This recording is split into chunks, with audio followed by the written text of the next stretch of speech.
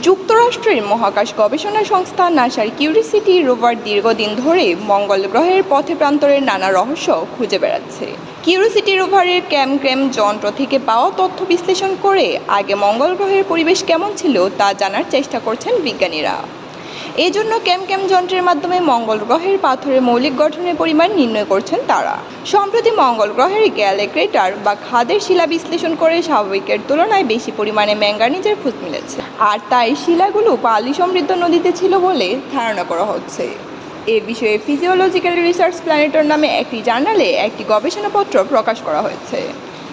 Loss Alamos national laboratory space science and অ্যাপ্লিকেশনের বিজ্ঞানী Patrice গাজদা বলেন, মঙ্গল গ্রহের পৃষ্ঠে ম্যাঙ্গানিজ অক্সাইড তৈরি করা কঠিন। সেখানে এই পদার্থের খোঁজ পাবো তা আমরা আশা করিনি। পৃথিবীতে সালোক সংশ্লেষণের কারণে বায়ুমণ্ডলে বেশি অক্সিজেন তৈরি হয়।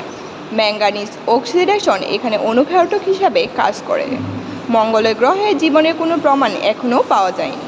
মঙ্গল গ্রহের প্রাচীন বায়ুমণ্ডলে কিভাবে অক্সিজেন উৎপন্ন হতো তাও আমরা জানি না। সেখানে কিভাবে ম্যাঙ্গানিজ অক্সাইড তৈরি হয়েছিল আর শিলায় ঘনীভূত হয়েছিল তার খোঁজ পাওয়া আমাদের জন্য সত্যিই বিস্ময়কর।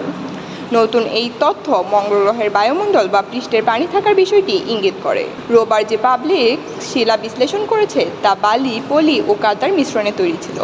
বিজ্ঞানী গাজদা বলেন, অনেক আগে মঙ্গল গ্রহে হয়তো জীবন উপস্থিত ছিল। হ্রদের তীরে থাকা শিলাতে ম্যাঙ্গানিজের উপস্থিতি গ্রহটিতে প্রাণীর অস্তিত্ব ছিল বলে ইঙ্গিত করে।